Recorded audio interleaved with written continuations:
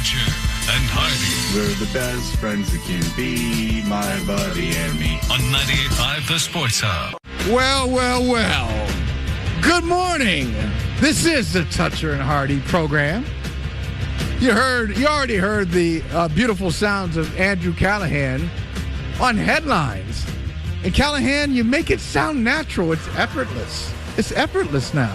I remember the first time you did headlines. There was a little bit of stress involved. You're asking a bunch of questions. What do I do? How long should it be? And when should I start working on it? I wouldn't say you were frazzled. You were just concerned. Just wanted to get it right. You were a rule follower the first time you did it. And now I think it's more of yours. You put your own personality in it. You got some comfort. Was it the Paraguay? Was that the comfort hotel? You know what? I'm glad you mentioned it. Andrew Callahan's here. I'm Michael Holley. And for the guys are doing a great thing today. It is the Who's Your Caddy Classic. Do it every year, but this year it's at Brook Meadow Country Club in Canton. All proceeds benefit the Special Olympics of Massachusetts. So that is a cool thing. And we will have a special guest, a special golf guest. We don't even know who it is. We'll have a special golf guest, Andrew, later in this show. I mean, we need updates from the tournament. Yes, we do. And frankly, we got an insider. We got somebody who may be on the course. I don't care about the scores. You don't? No, I want to know who's drinking first. I want to know what they're wearing. Right. I mean, if someone's having a particularly bad round, or let's say Wallach is having the best round out of everyone by far, which is naturally going to annoy, I think, Hardy and Fred. Does Fred play, by the way? Well, he's going to have to. He's going to have to today? Okay. Right? Okay. I mean, at least you have to do something. If this is like, Who's Your Caddy Classic? Of course he has to play because part of it is you got to be in this foursome. Sure. You got to be in a foursome. Oh, look, there's my alarm going off. Okay. You got to be in a foursome. And so it is Hardy, it's Toucher, and it's Wallach and somebody else. Hope this is our special guest then. So I'm saying, like, that's you pay for that. You pay for the opportunity to be the fourth with all the shows. What would you want to know? Like, you can't be the fly on the wall of a whole golf course, but you get to buzz around, take some notes, and you get the report back. Like, what are you most curious about what's going on down there today? Because obviously it's also the whole 98.5 staff. Gossip. Yeah? I want gossip. I mean, look, I want the same thing that fans want. So when I don't know if this happens to you, because people do, I'm sure, all the time. You have a very distinct look. So when people are walking by and going to the grocery store or whatever, they're like, "Hey, wait a minute, aren't you? You're Andrew Callahan, aren't you? Right?" So they recognize you and they want to know. So for me, most people wanted the number one question I get, number one by far. What's Felger really like? That is the number one question. It's either, so the top two are, hey, what's it like working with Felger? And I say, what do you want me to do? Rip him? Like, what do you think I'm going to say? It sucks? No, it's great. It is. It's good. It's really good. So what's Felger like? One. And then the second thing is not really a question. It's more a statement. It's a declaration. Hey, you tell Felger that I said fill in the blank. So, hey, get off Pasternak. Would you stop with this? Why do you do this on the show? Like, so it is, those are the top two things. But basically what people want to know when they meet us, they want to know about media gossip. And guess what? I do too. So that would be my one thing. I want to hear those guys talk, hey, what's it like? Okay, what are they talking about each other? What are they talking about on the show? What's on their minds? So gossip for me. How about you? Yeah, I think that's fair. To the Felger point, when the Patriots were in London a couple of years ago and played that horrible game against the Jaguars, I'm doing what I like to do at new stadiums, which is, inactives come out. There's like 80, 90 minutes left before kickoff. I will do a lap around the stadium, like in the concourse, get a feel for the energy, see what the fans are like. And I'm walking around overseas, dressed up, but not that much, but like bald guy with a beard, glasses. There are a lot of us around. Here in the distance, tell Felger he sucks. I'm like whirring around. It's not an English accent, clearly directed at me. I remember tweeting about this, and I'm sure from that day, just because of how badly the Patriots lost, it was the most interactive tweet that I had in some time. I get like security guard coming out of the garden when I was filling in, covering the Celtics for us. It was like, keep giving it to him on BST. Like, good job. And it's just so funny.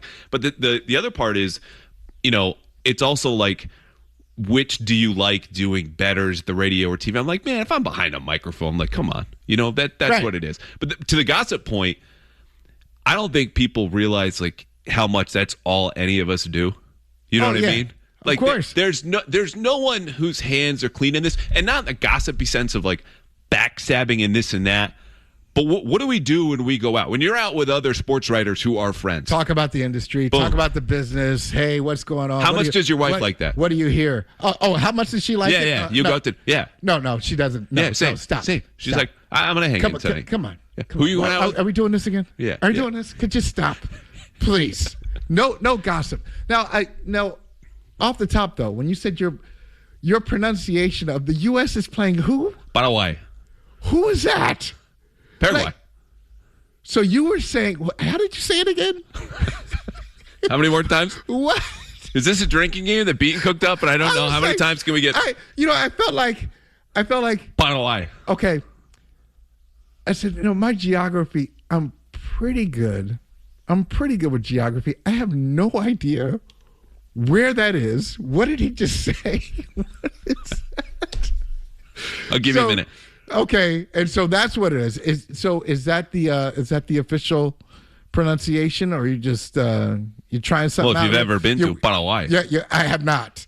You're workshopping something today, or that's what all the locals say. No, I just try to do it honestly. Meaning, this always struck me as strange. If you go to Germany, you'll ask people who live there, like, where are we? And they would tell you in their native tongue, Deutschland.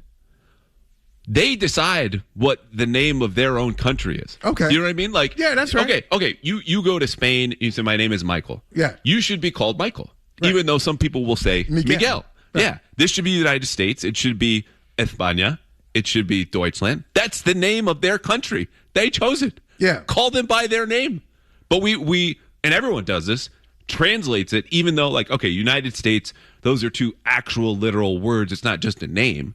But, I'm not turning around the Congo to something like, right. It's Congo. That's what they call.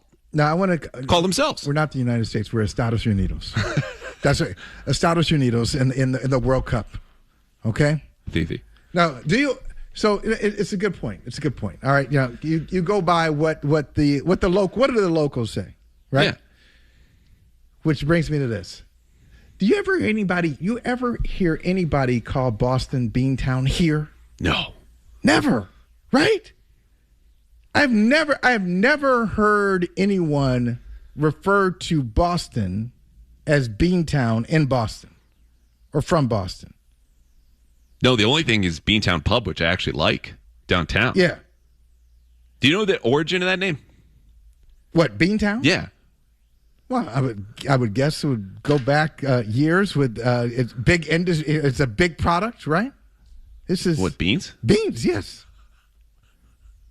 This is me chumming the waters for 65-year-old callers to come in and of course. The history teacher's getting ready for one of the last days of school just heard me do this. And like, okay. I think it's pretty self-explanatory. I'd be shocked. Really? Yes, it's self-explanatory. It's big Boston baked beans, right? This is where you can get a lot of beans. That's it. There's no cool story. Am I wrong on this?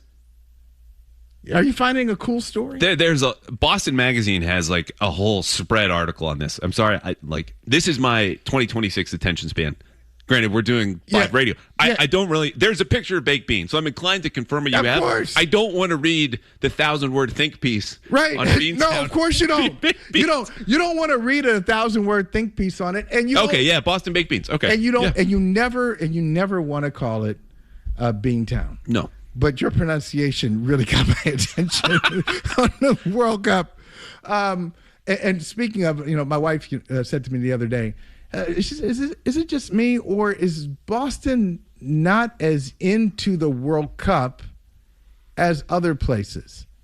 And I said, you might be on to something. I mean, there's been a lot of all the things that we've heard about the World Cup so far have been about some of the problems, and then, will Foxborough do this? Will this happen? And they're going back and forth.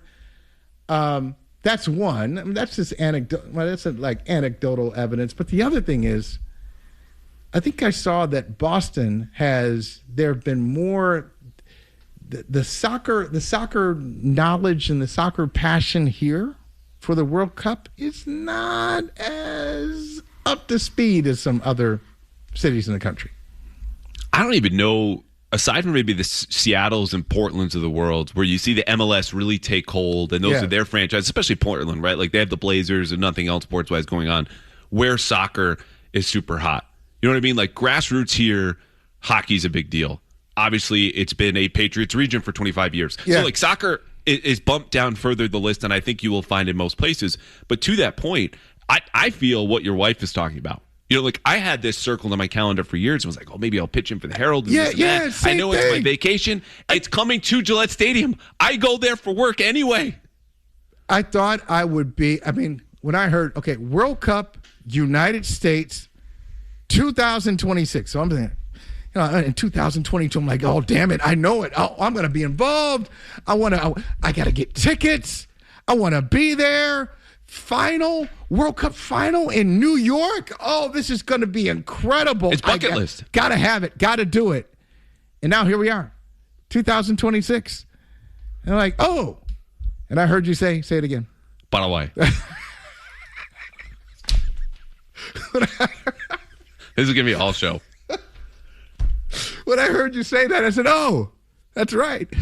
The World Cup is here. The World Cup is starting. And I'm not one of those guys. I'm not that guy. At least, or I don't think I am. Maybe I am. I'm not the guy who says, oh, it doesn't. I need a game where more goals are scored. It's not really, I'm not into it. I'm not that. I love hearing about soccer. I love soccer people. But I'm not. I need to feel my skin. I'm not tingling. I'm not on fire for soccer. I thought I would be, Andrew. I'm gonna give myself a couple more days because I think that the tingle's starting a little bit. Because here's the deal. What if we win? Maybe if. What do you call that country? You call it the United States? Yeah. Okay. That's what I call it. Yeah, okay, I think you said Estados Unidos. Estados Unidos. So, a couple more days, because I think it's one of these things that once it arrives, you can't like talk yourself into it. We're distracted with the finals. Like, what's wrong with the Red Sox again and again? We got, who's your Caddy Classic here today? Who's your Caddy Classic? And a special guest. There's just something about, regardless of the state of the world or state of your life, the kind of national pride that's going to kick in Friday at 9 if you tune in, because you're just going to hear the sounds and the chants. And I believe, do they probably still do that? Of course. Because for me, I only tune into soccer when it is. I believe we will win. We don't switch it up. International stage. Like, right. I'm all into the World Cup. I will watch the Euro Cup. I will watch Copa America. I couldn't tell you anything else about actually going on in the Premier League or La Liga or all these different places. But give me a country to root for because I've been there and that's where my family's from. Like, oh, yeah.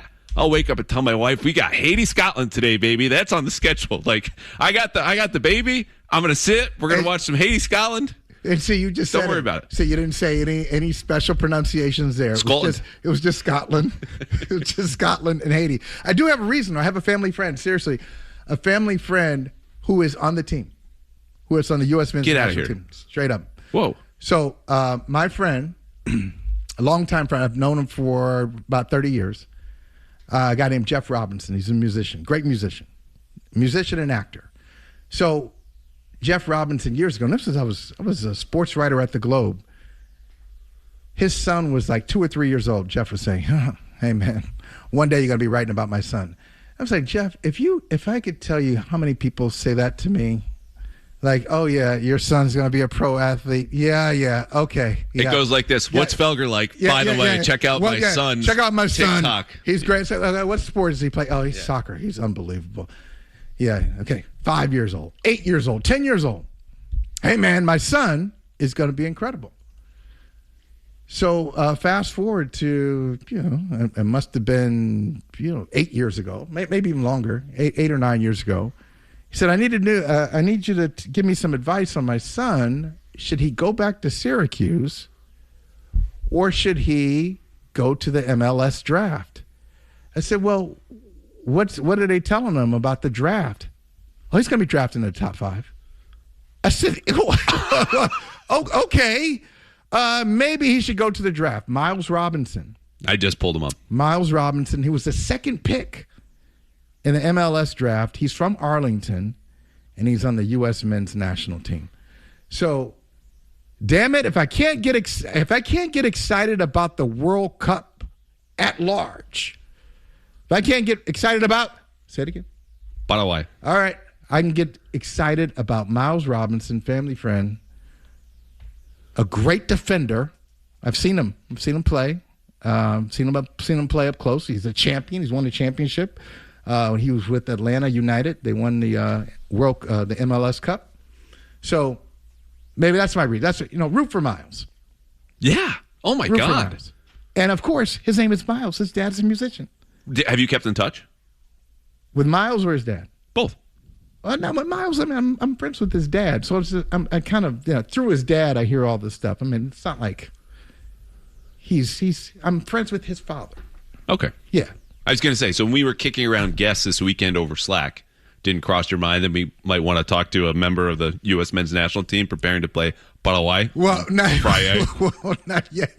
Maybe when they advance to like the semifinals, like this amazing run on home soil. Yeah. When the national team is in position to do something that hasn't been done in our lifetime, then maybe we'll have them on the show. Yeah. But today on the show, we're going to have a special guest from the Who's Your Daddy Classic. That's where the guys are now. We are providing we're providing cover for them today, and I'm not offended. You're a backup today. I'm a backup today, and it's all right, right? We're having a good time. You're having a good time. You can join in the conversation as well. 617-779-0985. Michael Holley, Andrew Callahan. We're going to talk about what happened last night next. Touch your stuff. Kaboom! Did we all just take acid? Take acid? It's unbelievable. Touch your heart. What's he talking about?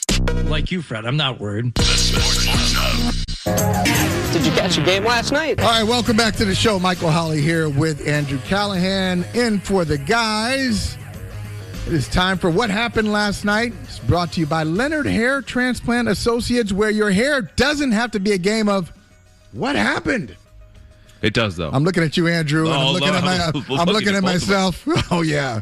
So change your lettuce and change your life with Dr. Matthew Lepresti at 1-800-GET-HAIR. All right, Andrew, what happened? All right, the Red Sox suddenly feel as hopeless as our hair situation is without Dr. Lepresti. If we wanted to pay a visit, I'm sure we could change that. But right now, it's hard to change anything about the Sox. Mentioned in the update, they are now 27-36.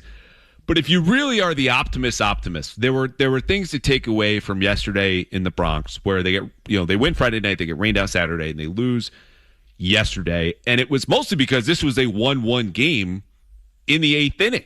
And it starts with, of course, the only offense provided by the only guy who's provided offense all season, Wilson Contreras. 1-0 Yankees. Runner goes.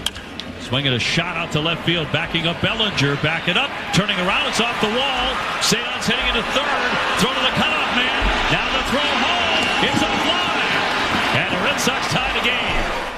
So the beauty of that play, is the Red Sox scored a run. Sure, yeah, exactly. You can hear Dave O'Brien. Oh, wait a minute. He's going to score. But like it's soccer. The ugly underbelly of it is Rafaela steals second. I don't think he was aware the ball had been hit because he stopped and then speeds around and was beaten home by the throw, which when Dave O'Brien says offline, that's vital to the call because had that been online, he would have been out by a mile, which we have seen. Nonetheless, Wilson Contreras, anytime you and I do TV and we're talking about Red Sox, it's just like I'm treating Breslow like a piñata because I just think he deserves it. But I have, if we're in the spirit of fairness, the Wilson Contreras deal, I just think, imagine where they would be without him right now. No, it was a good signing. It was a good pickup for, not signing. I think they traded for him. Yep. So it was a good trade for the Red Sox, Contreras. Yes, he's producing, and he's a guy throughout his career. I mean, he's not unfamiliar to any baseball fan. Most baseball fans know that he has some ability. It's some of the other stuff that has made him kind of bounce around a little bit. He's kind of got a reputation of temperature runs high and, a little prickly. Doesn't always do things that the team wants him to do. I'm fine with that. And I guess this is not Contreras' fault. Reading a story in the Boston Globe, I don't know if you saw this story, about Contreras. This is after they won the opening game of the series, this short 2-game series. They won the opener, and Pete Abraham has a story in the Globe on Contreras, and he's saying what a good pickup he's been. And he said his numbers are better than Shohei Ohtani's and some other. I said, okay, we got to stop this. Now stop it. Don't do this. He mentioned a couple people who are clearly happy. Juan Soto, Shohei Ohtani. Okay, give me Ohtani. Give me Soto over Wilson Contreras. Don't do that, and don't say that. And Contreras is helping the Red Sox make a playoff push. This is actually, I'm not making this up. This is an actual report in the Boston Globe. That just annoyed me. But anyway, go ahead. Look, I'll tell you this, having covered you covered a lot more than I have, but the Matt Patricia offense, the ensuing 4-13 season, the then ensuing 4-13 season. There are some pieces you start to write, be like, Devontae Parker's average yards per reception is top 10. I think we're talking about underrated guy. There's like a little bit of a Stockholm syndrome sometimes with the teams that you cover. And in this case, in fairness to Wilson Contreras, the numbers are the numbers. He's tied for 7th in OPS at 931. He's hitting just a tick below 300 overall. He's got 13 home runs, leads the team. Again, this is much about his surrounding cast as he's playing well. It's a good pickup. That is the end of the positivity here, because in the bottom of the 8th, here comes Justin Slayton, who has pitched well against lefties all year. And this is a big deal because the top of that lineup going down from Goldschmidt to Ben Rice, both of them taken care of. Justin Slayton steps into a 1-1 game, starts to pitch to Cody Bellinger, and as we know, this did not go well. There's a drive, sock to right, deep, back it goes, it's gone. Home run of the season for Bellinger. He touches the ball here to put the Yankees in front 2-1. So the tough part with Justin Slayton, who I trust as much as you can trust a Red Sox reliever right now, especially with Whitlock, on the shelf, and the Chapman, I guess, just doesn't pitch, and then when he does, he's pulling a hammy, is he's had 13 outings. 11 of them have been scoreless. It's just when he pitches like he did yesterday, and then there was a walk and a couple of stolen bases because the Yankees know they can steal in Mickey Gasper, because this is a clear trade-off of offense for defense in the Red Sox part of who they're playing a catcher now, is it goes badly. Because those other 2 outings, he's given up 4 earned runs. And it's so crippling for a team that knew it was going in with a thin margin of error. The run prevention Red Sox. And one of your best relievers gives up a shot like that. Andrew, when it comes to relievers, just overall, it's probably the toughest part of baseball. It just from a general manager standpoint, I would imagine it's probably the toughest thing to get right. Because if you so if you're looking at your bullpen, you got a great closer. All right, I got a great closer. And the Red Sox, I think they do. They have a very good closer in Aroldis Chapman. I wouldn't say he's great, but he's very good. Last year he was great. So you got a closer, and then what you're trying to do from the moment your starter exits to the moment you get to that closer, you're trying to come up with trustworthy guys. That is because it just changes every year. And so it's deceptive for the Red Sox. You come up with these numbers and you say, wow, that's not so bad. I mean, look at this guy. He's pretty good. Inherited run. Well, pretty good. But here's the big reveal for me. How many Red Sox relievers do you actually trust? Forget about the numbers. How many do you trust? I say 1. I trust Chapman. And he's probably going to be dealt in 4 to 6 weeks. He'll be traded. But I think that's every year that changes. I think building a reliable, trustworthy middle relief corps is probably the hardest job, because those guys they're not always good year after year after year. Like some middle relievers come out of nowhere. You go, this guy's nasty. This guy's filthy. He's unbelievable. Then next year he's with somebody else and he's got an ERA of 7.25. Then, it looks like he's out of baseball. Then he comes back, and I was experimenting with a new pitch, and now his ERA is 193, and opponents hit 174 against him. It just fluctuates so much. But when it really comes down to it for the Red Sox, how many guys do you trust? How many of those relievers do you trust when you bring them into a game and say, okay, this thing's over? They got a lead, it's over. You'd love to say Whitlock. It's just even in his and look, you're talking about small sample, right? Variance of you pitch 1 inning, if you give up a run, your ERA is 9. It's not like a starting pitcher who throws 200 innings, you have a couple of bad days, you can even it out, you can finish the year with an ERA of 2.5, 3 if you're good. I think Whitlock is my answer, though, even when he had 10 strikes out of 21 pitches in his rehab assignment the other day. Point is, I like Slayton and Whitlock. It's just I feel like it's been a long time since the both of them, were available and in a groove, because it was never, just get through 6 innings. And then you go 7, 8 Chapman, because that was their path this year. But again, it was just so narrow. And look, part of the lack of trust is when you only have 3 guys you can count on. One of them right now is not Joe LaSorsa, who we played that clip. That brings it to a 2-1 game. Maybe they scratch across and run in the 9th. They needed 5 if they wanted to catch up, because this was Joe LaSorsa serving one up to Jazz Chisholm. He inherits runners at first and second. Chisholm will swing away and drive a high one into right center field. Sailing back, it is gone. A 3-run homer by Jazz Chisholm. So that's the game. We all know it. It's the same thing when the Orioles scored 6 in the first the other day. I shut my laptop. I said, this is over. I'm not watching anymore. But I will tell you this. The hardest part about that is not like they lost a game. If there's one Yankee right now I do not want to see hit a home run against the Red Sox. Chisholm. It is Jazz Chisholm. Got a lot of swag, got a lot of confidence. And God bless him. If he was on the Red Sox, I'd be out there defending Jazz against all of the haters. He is not, so I am among the haters. Yeah. Well, you know what? I used to, speaking of haters, I used to be a hater when they opened the new Yankee Stadium. I still haven't been there, by the way, to the new one. Soulless. No. I don't like it. Now, I was there, the Bronx and the whole, the Yankee, and all the house of Ruth Bit and all that stuff. So I was there, like that stadium, not soulless. But I used to hate on when they opened Yankee. When did they open in 2009? Was that the first year? Yes. Yeah, they opened in 2000 and they won a World Series. Their last World Series, yeah. Yeah, all right. So you haven't been there in like 17 years. I have not been to the new Yankee Stadium. I have not. It's not even new anymore. 17 years old. It's old now. This is old. But I hated on it because I was like, man, this is not real. This is just a launching pad. You just hit a fly ball anywhere, this little minor league park, and you hit a home run. But I am not hating on them anymore. Why? Because they play to it. They play to the park. They get guys who can do what the park allows you to do. And I know the Red Sox are on the road, but damn it, the Red Sox, with their 10-21 home record, part of the reason we're talking about a last-place team is because when they're at home, they can't do what their park allows them to do. You can say, hey, Fenway Park, it's a joke. It's not even 300. It's not really 300 feet to left field, whatever. Okay, well, get some guys who can hit it 299 feet to left. High in the air. It doesn't have to be 37 feet. Hit it 34 feet in the air. Off the wall. You got a double. Cheap double. I said this, I think, when we were doing TV last week, that there was a game that they were playing the Orioles, and Wilyer Abreu and Wilson Contreras went back-to-back. It was a home run and a double, and the double was off the wall.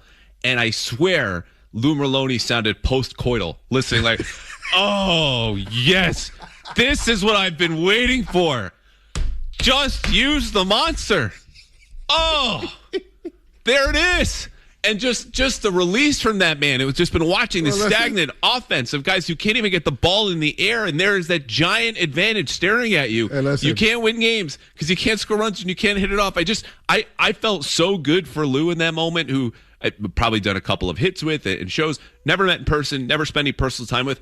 I was so happy for that man who has been there for every inning of everything. Whatever gets you going. Just whatever, man. Whatever gets you going. Good for you. And you'd sound the same way, too, if you've been watching these Red Sox and you're like, yeah. How many situations have they been in this year where, okay, hey, Red Sox got something going here. Then I'd be writing to put Wilson Contreras in the MVP race. Yeah. I'm like, look at the numbers and Shohei Soto. Hey, bases loaded, nobody out. It's going to be, they're going to put a crooked number up there. Nothing. All right. The Sox are, again, 27-36. So the ship they're still in it. You got your head. They're hanging around. Just above water. Playoff odds are just below 20%. This is like your head's tilted up, your mouth is still gasping for air. Yeah. Chad Tracy is in a tough spot. We're like, hey, that's your reality. But if you're the captain of that ship where everyone, again, is like treading water but fast and getting tired, you can't say we're like, oh, we're screwed because you just sink faster. You have to be a little bit more optimistic. And yet listening to this sound yesterday, I didn't really love this from the manager of the Red Sox. It's still a good baseball game. You maybe feel that way if you feel like you went out and laid an egg, but you played a really good baseball game, and they get a run in the bottom of the eighth and a couple runs in the bottom of the eighth, obviously. But no, I don't think it feels that way. You still have to, in our position, look at, like, we're going to go get on a plane, get to Tampa, and try to win a series, and look at it and say it's a good road trip against a tough AL East stretch. Like, that's how you have to look at it. So that's what we'll do. Like, I think he's right in there, but listen, Victor Wembanyama, at the end of game 2, and he makes one of the worst blunders you will see, and he brain farts. He's 22 years old. It's not the dumb of the play, but we all saw that. The turnover, throws it to Stephon Castle, goes to Jalen Brunson, who knocks him out of bounds in the last seconds of game 2. They lose basically because of that mistake and a missed shot. Right. He says afterward, at 22 years old, the results matter now. I can't focus on the process. Like, this just has to be better. Right. Where how often do we hear it? I think this is so right 90% of the time. It's about the things you can control in the process. You do as good as you can, and the things you can't control, you let the rest go. We can't be talking as the Boston Red Sox against a Aaron Judge-less, Giancarlo Stanton-less Yankees team where Ranger Suarez out-duels Cam Schlittler. That's a game you have to win, Andrew. And they let it go. So I don't want to hear about, it was a good baseball game. I hope everyone had a good time and went home with, memories and Cracker Jacks. Come on. You're time. 27 and 36. Good time. Good time at the ballpark. It doesn't matter. It was the experience. It doesn't matter if we won the game or not.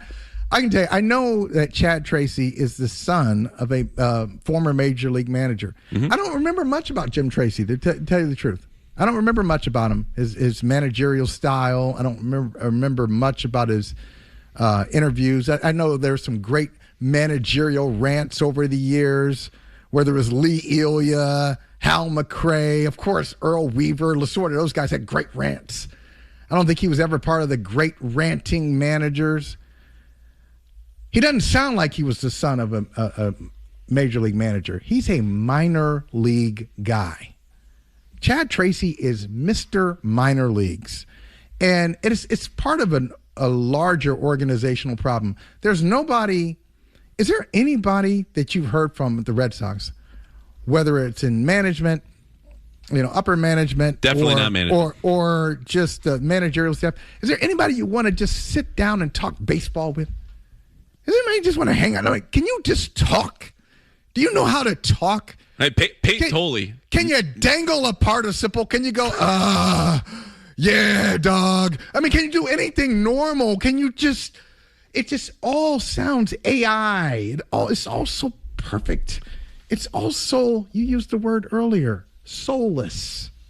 When you hear from anybody talking about the Red Sox. That's why Peyton Tolley's number one with a bullet on my list. And look, the thing that has upset me about this team, and the injuries play a part, we all get that with Roman, who apparently is in a cast that's just getting bigger, like a hard cast. Yeah. And Crochet, this is a much different team when shorter you have your two best players. He'll be on the shorter end of the IO, though. Shorter end of the IO staff, remember? But what they always asked of this roster was for the young players like Roman and Marcelo Meyer and Tolley and Connolly Early to develop at the same time as they carried a big league club at this age, which was completely unfair with this roster construction. Right. And yet Peyton Tolley, in a very real, authentic, goofy way, when he balked the other night, it's just like, I guess it was good TV, or he's like cackling to himself in an authentic way. That guy needs to be as front and center for the Red Sox if you're doing PR, and he will be Tuesday night in Tampa pitching as much as possible. That's the antidote for everything you have, because how good he is and how real he sounds. No, so those are some bright spots. Yes. Tolley's a bright spot. Early's a bright spot. Some of the other stuff that they're doing. Go on. Yeah, not much. Well, we're going to ask you to go on after this. We're going to get to more of what happened last night when Toucher and Hardy returns. I know. No, you don't know. Everyone agrees that I'm the only one who's not wrong. Right or wrong, they're back. Toucher and Hardy on the Sports Hub. Andrew Callahan, we've already bashed the Red Sox. And we've bashed the Red Sox sufficiently. What else we got from last night? Well, not much from last night because this weekend we had some Stanley Cup action. Yes. But really, Friday night is what had my attention because if you have been watching these NBA Finals, first of all, I have a existential fan crisis that I would like to get to at some point today to talk out with you. If you were up for therapizing me, yes, I liking a New York team, I would really appreciate that. Okay. But in the meantime, I've been thinking about Karl Anthony Towns because there are two parts of this. One of which is the self-involved through the Boston and the Celtics lens of like, okay, what does this mean for them that this guy in his 11th year has evolved into not only just a different player, a disciplined player, a good defender, someone who is now a playmaking hub offensively that has changed this run. You want to find the line between when the Knicks stopped losing and have only won since April 23rd. It's when Karl Anthony Towns was the center of their offense. Figured it out. Yep, exactly. They were down 2-1 to Atlanta, and then they turned it around. And with that, him. in and of itself, like we talked about Jaylen Brown making this leap in year 10. You don't see leaps in year 10. You don't see guys mature in year 11. He was a clown in giant shoes. That was Cat. Talented, but still kind of a clown. Right. The other part is, like the Celtics having to deal with him now as a player who, for at least 6 quarters, maybe 7 of the 8 in these NBA Finals, has been the best player on the floor and out-dueling Victor Wembanyama has me scared if I'm a Celtics fan. And this is Kat talking about his matchup with Wemby because this, to me, is the whole series. I mean, it's great when you get to go against a great player, a player that I've spoken about countless times. That's going to be as a generational player, something we've never seen in the NBA before. Like, he's beating up the best player in the world right now. He is. He's the numbers back it up to him. And you can see the eye test. You don't even need the numbers to support what you are seeing. And it's obvious. I think Wembanyama is really struggling with the physicality of Towns, the positioning of Towns. Like, Towns is playing him in a really intelligent way. I think that game 1, Wembanyama was like 1 for 8 against Towns, turned the ball over. I think he's just really getting him out of position. He's really making him just kind of stretch a little bit, or making him do some desperate things. So I got to give him credit. And it's not like, Carl, you called him kind of a little bit of a clown. Well, then it may be harsh. I mean, this guy was the first overall pick. This is a really talented player who is always, the knock on Towns is that he didn't do what he's doing right now, that he wouldn't defend. Because he's always, if you look at his shooting, he's always been a really good shooter. Well, plus the fouls. And then some, how about this? Person who exhibits occasional clownish behavior. Yeah. You know what I mean? I think he started to. I think he started to. He turned the corner a little bit, and then they traded him because they had a nice little run. Minnesota did to the Western Conference Finals against. I think it was against the Mavericks, and it was Towns and Anthony Edwards, and they were like, hey, wait a minute, there's something here. And they moved on. And they traded. And I think about it. It's a good trade for the Knicks. You want to talk about what started the Knicks turnaround? You say it starts with Towns, but think about this trade. Straight up, well, not quite straight up, but Towns, primary, going to New York, and Julius Randle going to Minnesota. Yeah, it's Randle and DiVincenzo. Now, who would do that? Now, who would do that now? I don't think anybody would. Like, Knicks fans look at that and say, no, we can't possibly lose Towns. But it's impressive. Are you telling me you're kind of rooting for Towns? Are you rooting for the Knicks? Well, I just want to finish in the Celtics point first because this to me, I'm sure it sounds dramatic, right? Like how, if you're a Celtics fan worried about this guy who, look, the Knicks did come in here and beat the Celtics last year. We all watched it. We discussed it.